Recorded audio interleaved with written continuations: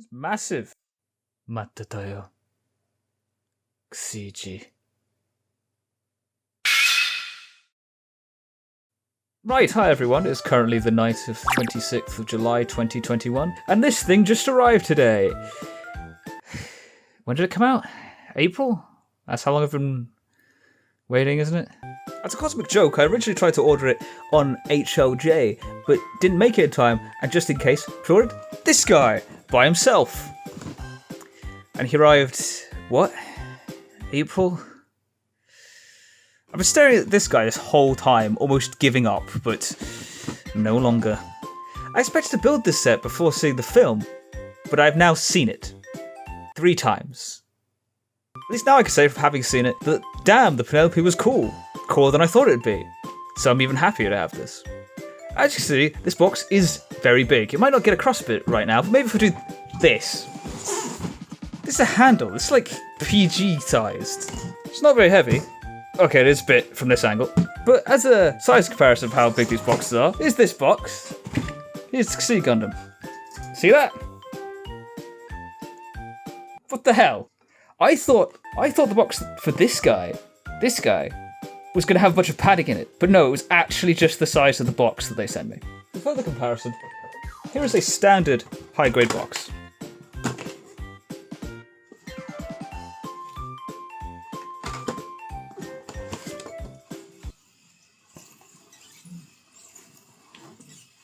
And for other comparisons, here is the entry grade Gundam. Amuro. High grade Mark II. And of course, Core Gundam.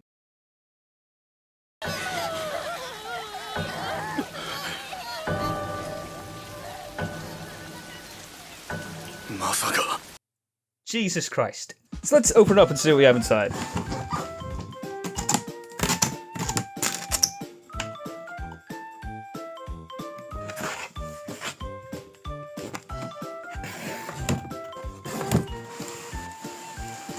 There is not enough room on my desk. But as you can see here, we've got a lot of variety of pieces. This bit seems to have fallen out, but this is clearly Sea Gundam, so presumably belongs on this side. This looks like the Penelope side, except it has sea stickers on it. What is the organisation here? Okay, sorry, this is clearly Penelope. What the hell? What the hell?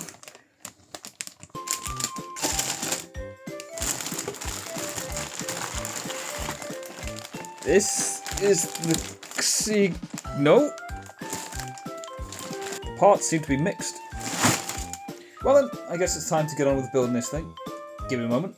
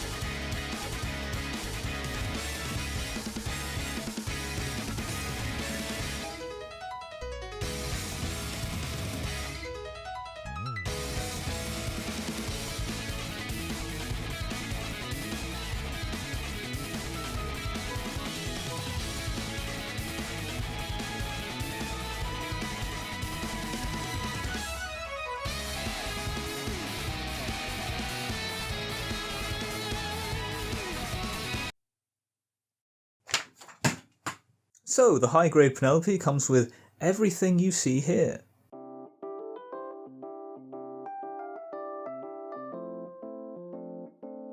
Here are the stickers that come with the Penelope. I usually use stickers as long as they're flat ones, but there are some ones that fold on this. The ones I've used this time are eye stickers, forehead camera, chest cameras, shoulder vents, tail vent, gun sight! And the ones I didn't use because they're folding stickers are 2 different coloured cameras for the head of the flight unit, 2 identical ones for these fins, and 1 big one that goes on the dorsal fin of this tail. And here's all the nubs that this kit produces.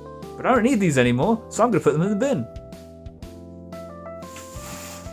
piss off. This thing is big, and I originally thought, damn, this thing takes up space. I originally had to have it facing purely left or right when building it. I thought to myself, how the hell am I going to fit this on the shelf with this tail going out? And then I realised, you could do this.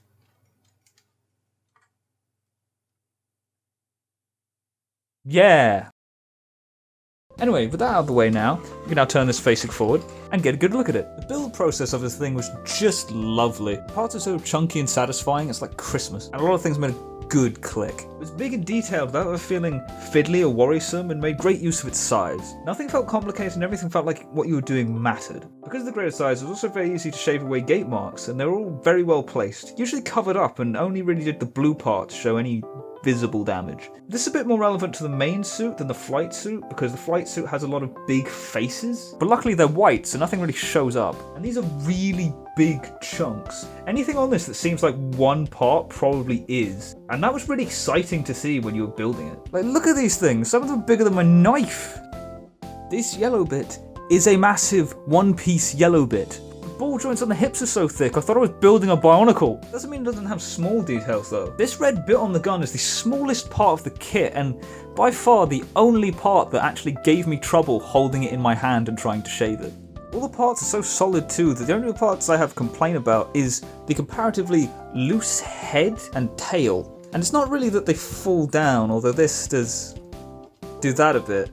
But it's just that they feel so tactilely like they don't really sit in a perfect place. And when you extend this, it's very easy to extend. But I kind of wish it felt a bit more solid. This armor is solid and simple to put on too. This is not falling off. It's understandably a bit hard to pose the upper body or something because of all this armor. But it looks so good even when it's doing nothing that I honestly don't really care. Although FYI, the way the chest armor attaches in this mode, there is no waist joint.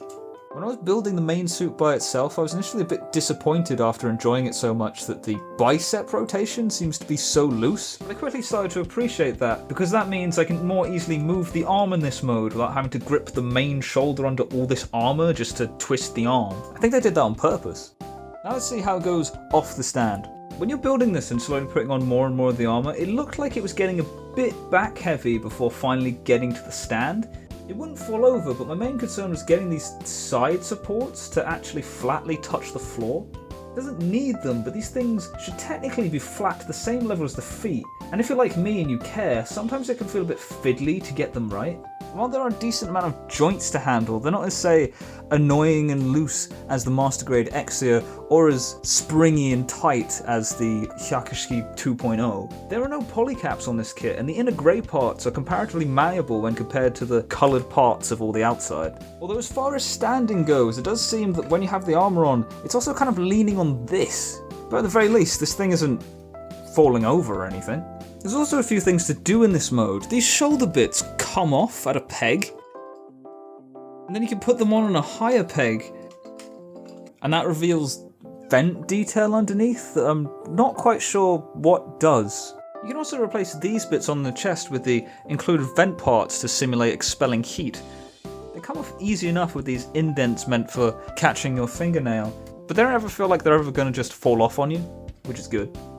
There's a lot of interesting details on this too that I'll probably go into better detail when I have more of this armour off. If you want a size comparison, here's the entry grade Gundam. It's just no contest. When I had half of this thing built, the top half, I put it behind this guy like a stand. There's also some interesting things that I was not expecting of this kit, like the armour at the top of the shoulders actually has a ridge down it and fits together so well that it's almost seamless. But you can get the armour out of the way a bit. I mean, you can do this and lift the arm, but there's a bit of a problem where, say, even the front skirt starts getting in the way. So now I'm going to demonstrate the transformation to the flight form.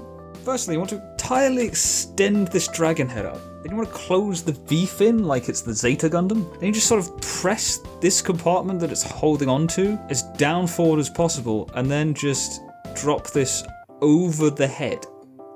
Next, we're going to turn this sideways.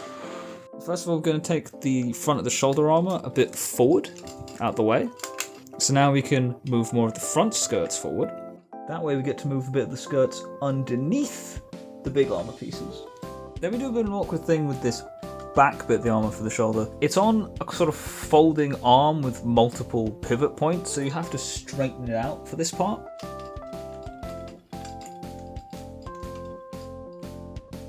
And then after that, you want to bring up like this. Do that for both sides. Next, you want to sort of tilt the turrets forward, and then we're going to swing the arms back. And then the legs by first tilting back up the massive rear skirt. As you can tell, the weight is going a bit to the back on the stand at the moment. Then we'll tilt back these legs, and using these slits that are on both sides of the thigh, we're going to jam them onto this protrusion that hangs off of the end of the back skirt that's attached from the back armor. And that will cause it to lock in place at a certain angle, like this. And then you just sort of tuck the foot downwards into a point. There's not really anything to do with this stabilizer at the side. And then we do it with the other leg. It only catches on the thigh, so you're pretty much free to bend the lower leg however you want. And it's basically just at the point where both the thighs are straight down together, so it's easier to put in than you might think. And last but not least, we'll extend the tail. Now I love this thing, it looks pretty monstrous. This is a straight up dragon. Looks like a fucking dragon, man, I love it. This is the most techno dragon thing you're ever going to see. And it's leaning a bit further back on this. I mean, contextually, it's a bit like watching the core unit kind of do a crotch thrust forwards. And that's certainly what's happening weight-wise, at least. Now in the movie, there's a few scenes, and you can see them in the trailer, where the knees appear to be bent forward, either in this form or when it's just in the normal Penelope form, but you can't really do that with this kit at the very least. Like, because of the knee pad, there's not really any way for it to bend forward at the knee, so there's no way to recreate that. It's all very big and pointy and very cool, but to be honest, there's not much to do with it in this mode. And now, because it comes last in the instructions, I'm going to separate them. So starting from the base Penelope mode, you're going to want to start with taking off the backpack. To start this, we open up the back skirt so we can freely move the harness that's hanging down from the backpack. Next, we're simply just going to grab the torso as firmly as we can and pull the backpack off. And then we just finagle out the hanging harness, and there goes off the backpack. The way this is connected is by these two parts in the middle here slide onto this grey bit, and then these two white holes combine with the chest armor. The reason that the chest armor doesn't come off at the same time as this is because the chest armor actually comes down from the top. Very well made, very well put together, so nothing's going to fall off. Next, we'll close the back skirts, close the V antenna again. Then we're going to lift the chest armor and the shoulder armor off at the same time because the shoulder armor is connected to this chest piece. Get the V-fin out the way, and then just comes off like that. Next, we'll take off the crotch armor by just sliding it forward. Next, we take off the leg armor. These two back pieces are created identically, but they are technically different on their patterns. So you do need to remember which one's which. Fold up your stabilizers, take off the clown shoes. I sometimes have a bit of a problem that the bottom of the inner feet also come off.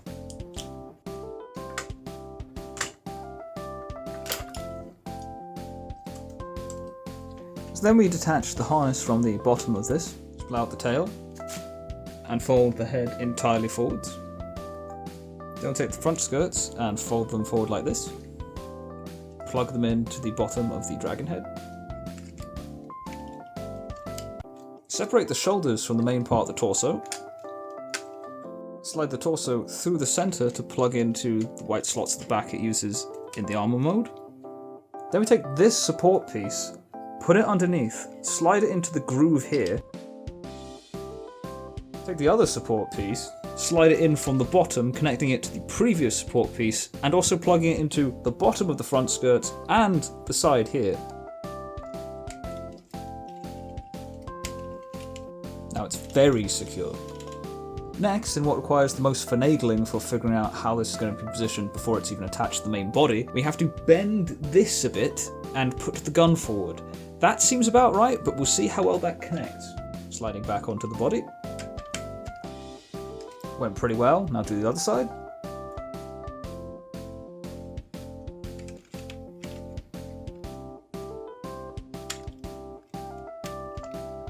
So far so good. Next we'll use these plugs here for the feet.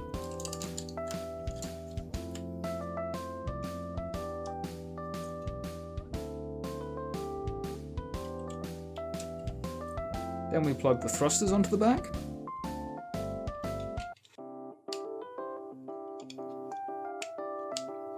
Then we plug the remaining ones onto the side.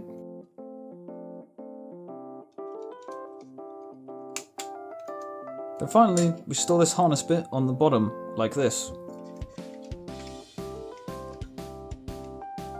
And this is what the Odysseus is going to look like when you first take all the armour off. And there's a few things we do need to change to this. First off, let's close the crotch hatch, open the V-fin, push in the shoulders. And lastly, and most awkwardly, we have to take out the waist. And using this replacement waist joint, make the waist thinner.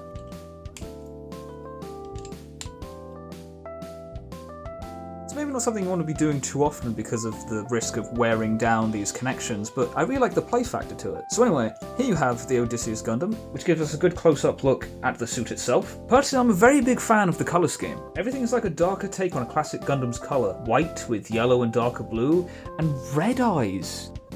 They could have made the eyes change colour depending on mode and really screw me over by making me have to choose a sticker like the high-grade Pale Rider or something, but they didn't. It's just always red. And I like the stark white feet. Very rare for a Gundam, and it gaining the red back only in the Penelope form with its massive clown shoes feels just right. There's so many things I enjoyed about this when making it too, like the very Age 1-esque type of hips, how solidly everything goes together. Everything's sort of predictable, but at the same time exciting because of the size. I like how the back skirt has inner frame, and there's so much detail on all the lines of things. I was thinking of lining it, but like, I feel like I wanted to get a bit of the pure white experience first before I do that. And there's nothing really annoying about building this guy. The commitment to making the yellow on the sides of the head is actually made in a way that's similar to the entry grade Gundam, where the bottom of its head, the part that actually goes onto the ball joint, is the same yellow as the bits for its cheeks. Everything was so easily done, and I also love that as a necessity for transformation and for covering its head, it needs to have a fold-up V-fin, which is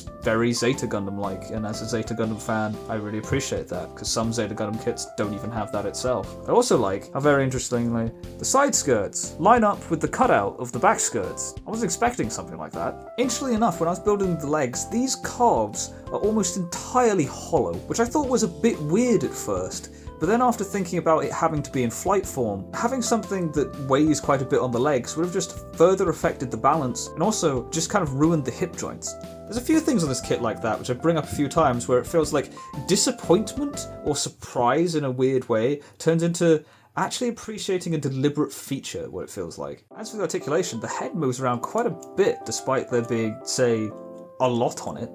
And I really like how when you build it, there is no cut marks on this, because all of the gate marks are on bits that are currently covered by this piece at the top, or under the side of the cheek, where you wouldn't really see it. Usually on Gundam heads, they're on the side here, and they're very awkward to shave off because they usually wedge the front and the back of the face together. There were a lot of clever things done with the gate marks on this. Again, outside of, say, the blue for maybe the chest, they're very hard to see, and also most of them are covered up. This white part of the torso is made by sandwiching two asymmetrical pieces together, but because of how they go together, the seam line for the front actually goes on an indent, like halfway across, not in the middle, but like a bit to the side, following the mold on the front of the torso, so you don't see it. And even then, with this blue bit on, you definitely can't see it. Whereas the seam line on the back is covered up by this red bit, so you don't see it either. Tons of great grey detail, and this bit with the slit is also where the armour slides on, and the gaps made with the shoulders are also where the chest armour attaches to. It's just really nice to look at, and again, feels so playable even though this is a model kit and not a toy. But it very much does feel like Christmas to me. I haven't even fiddled around with the articulation because I've just liked the transforming gimmick so much. But let's have a look at some articulation now. This very classic sort of kneeling pose, which it does perfectly fine without falling over or anything. And interestingly enough, the elbows are entirely double jointed, meaning if it weren't for these shields, they'd go entirely flat. Also, as you might have noticed, there's this joint in the shoulder vents, which means that ultimately it gets out of the way of the shield quite a bit. I'm also a big fan of how the moulding for the forearms are Masami Obari as fuck, and there's technically a rotation joint at the forearm, so you can bend it like this, but it is a bit limited. Ladies and gentlemen, I give you the Odysseus Gundam doing the splits. I can't get his feet flat. For that, it goes only out about this far, but that's still extremely expressive for a mobile suit.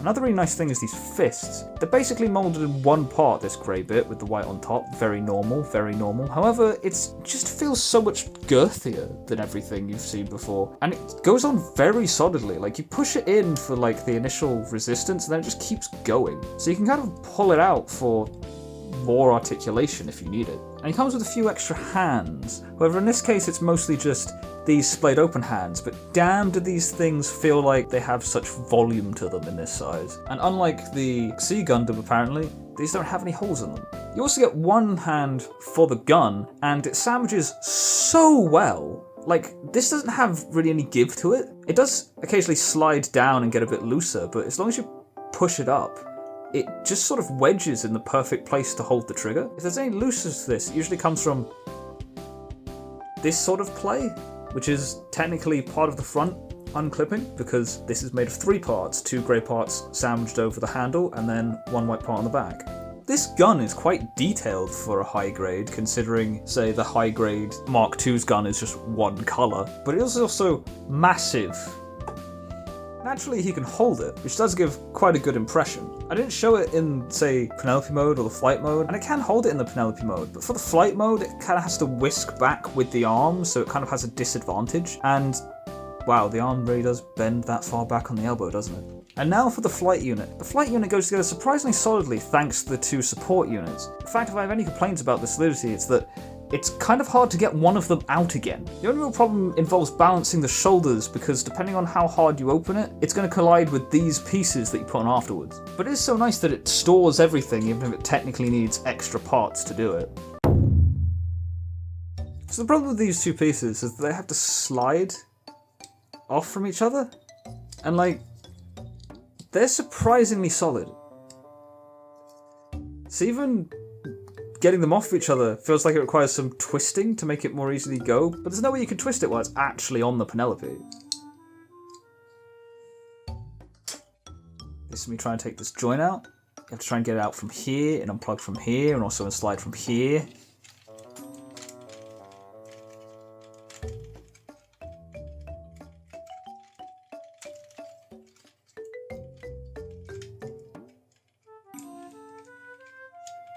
If anything, it's mostly solidly connected here, which means you have to slide it directly downwards, which makes it really hard to do. So far, I've only managed to solve this by separating parts from this manually in other ways, like lifting this up a bit.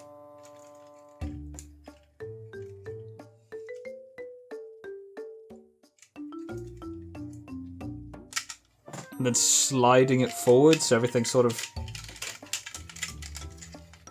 falls off together.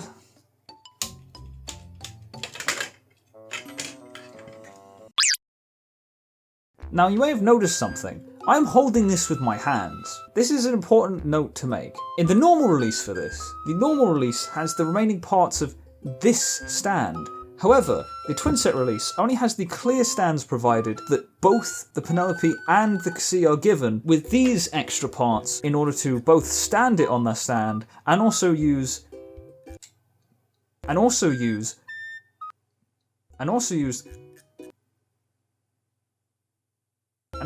missile funnels. Missile funnels.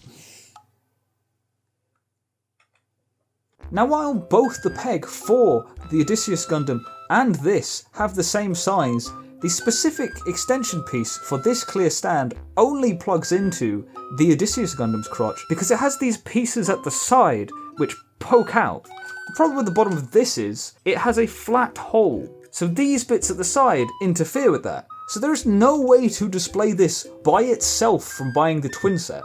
If you bought the Penelope separately from the Sea Gundam, you would be able to stand this by itself. But for the case of the twin set, I can only do this.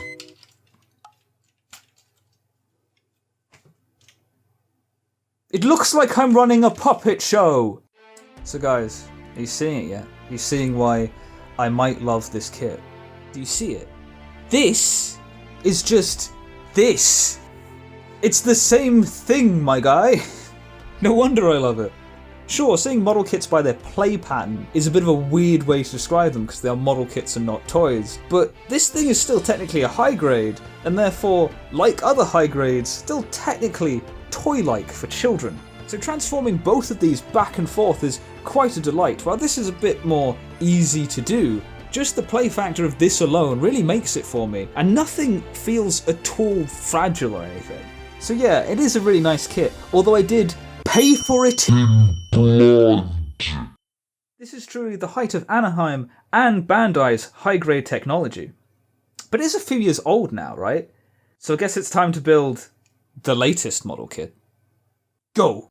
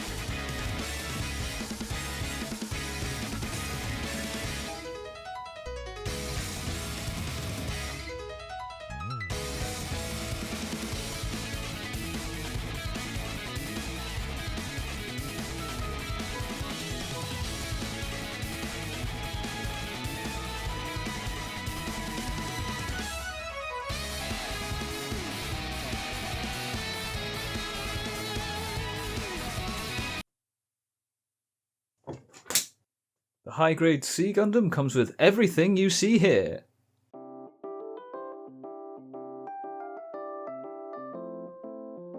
These are the stickers that come with the high-grade C Gundam. The ones I've used this time are eyes, rear head camera, orange chest detail, orange shoulder vents, this grey triangle and this red on the back skirts, orange leg vents, orange foot detail, double gun sight. And this shield has two grey ones here, and this white bendy one that tries to blend the grey on the back with the design on the front. And the ones I didn't use are these two yellow folding stickers here that fold around the tip of the white fins on the backpack. And here's all the knobs produced from making it. But I don't need these anymore, so I'm going to put these in the bin. Right, here we go. We'll just take them over here and... God damn it! Damn it, Mufti! Mufti!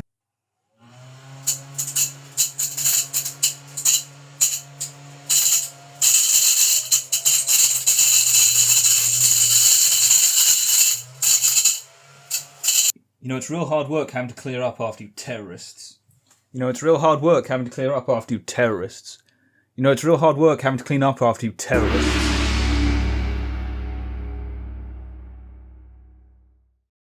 Right, let's move the accessories away for the moment so we can focus on the main thing. Originally I thought, damn, this thing takes up space. I kept having to have it look entirely left or right when building it. How am I going to display this on the shelf with these wings? And then I realised you could just do this.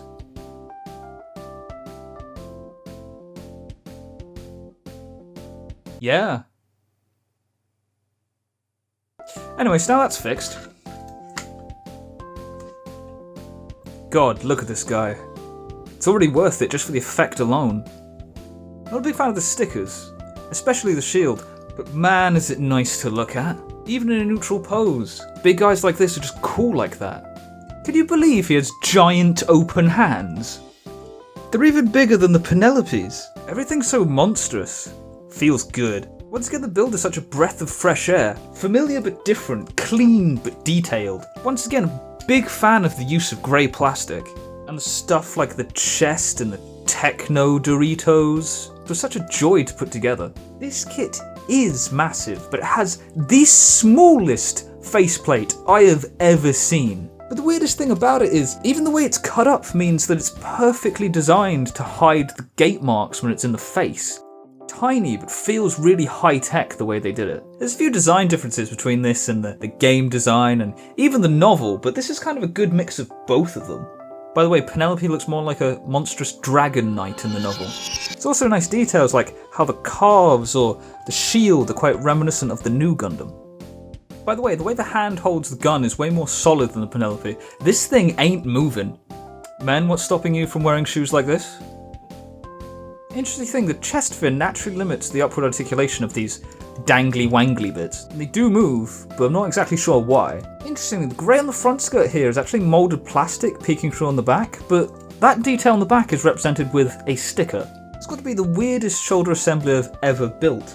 The armour wedges between the arm and the torso like some other kits, but then it just folds over the shoulder and hangs over the top of the arm. Yes, this tiny red bit is a chin. This is my thumb. Z Gundam has an interesting way of not including stand-related parts in the twin set version. They removed part of the plate that had a stand connector on it, but of course it's still shown in the instructions. So let's run through some articulation. You probably won't expect it to be too complicated as with a big guy like this, but even if that's not the draw of the kit, let's see how far this thing can go. The Z Gundam has an interesting situation, where to raise the leg to its maximum forward position, due to the width of the hips, the side skirt also has to go upwards just to get out of the way. And you have to think about raising the chest armour hanging down because it might collide with the rising front skirt. The knee gets an almost 180-degree bend, but the forward leg is a bit less than 90. You can't really have the leg straight forward because the knee spike collides with the front skirt. Now that I mention it, it's basically the same problem raising the arms to the sides. They get a 90, but that's with the spike going straight up. They easily collide with the shoulder Doritos. It's triangles fighting triangles. Worst case scenario, the forearm spikes collide with the orange fin of the shoulder in a straight down default position too. Good news is you do get a rotation at the forearm, which gives you more control and expression in handling this problem. This articulation combined with its characteristic large open hands makes for a very effective mad genius pose. You can do the splits as long as you don't need his feet to touch the floor and you're careful of the white fins on the calves colliding with the arms. There is a waist joint, but it's pretty limited to what is probably considered realistic, because the sides of the abdomen collide with the back skirts. There is a crunch in the torso that's surprisingly expressive, stopped by the centre chest piece hitting the crotch between the front skirts. And this joint is my candidate for joint most likely to become loose in an annoying way in the long run. The neck joint is really impressive to me. Design-wise, there's a large stem the head is attached to, that tilts forward and back. And this makes for very good flying poses, and looking down as long as you cooperate with the pointy bits at the side of the head. The looking down may not look too impressive just because the design of the head with the big eye and small face makes it hard to notice, but you can tell the extent of it from the angle of the aforementioned white pointy bits. I don't really trust myself to make any pose with this guy that isn't on the box or a joke. It's probably the only Gunpla I own where I cannot make his two hands touch. Most of this stuff goes for the Penelope too, but that at least has the advantage that it has the Odysseus Gundam, a mode with all its huge armour off. Z doesn't get that excuse because this stuff doesn't purge off. So even if he technically has a 180 joint at the elbow, you can't really pull it off. But it does do some impressive things despite the obvious limitations of the top half of the body. These hands are actually not plugged in by a ball joint. They're pegs that have a ball joint on the side that connects to the hands. This means that the articulation is inside the fist, instead of the usual stem being moved inside the wrist of the arm. Now, the Z Gundam does have a flight mode like the Penelope, so I'm going to demonstrate that now. This transformation requires using these two parts to extend the wings on the back. But before we do that, the first thing we want to do is tilt the feet downwards to give more of a flying look, and then we'll extend out these fins. You can't normally bend these downwards because the fly part of his feet collide with the calf. So what it actually says in the instructions is to take these bits off and then tilt them forward. The instructions suggest taking off both sides, but I find that if you take off the one on the outer side, you can finagle it just enough to not have to do the other side as well, and then you replace the part. After doing that, we want to tilt these downwards to their pretty much maximum position, and then we'll replace the parts on the backpack. To do this, you have to take off this entire construction here on both sides, and then you want to take out these combined grey and blue bits. These parts here. And then what you do is you take out this grey part, like that, and then you replace it with one of these extra parts.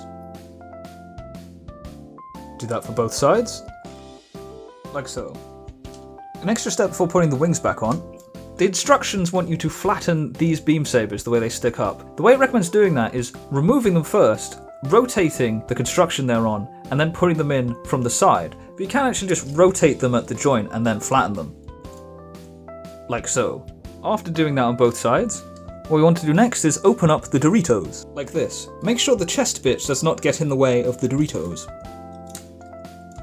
Nice thing about this is that this vent does not move, so it becomes a nice hinge. As you may have noticed, there's nice grey detail here, and part of this transformation involves spreading this out a bit so it's more visible. Like so. Done.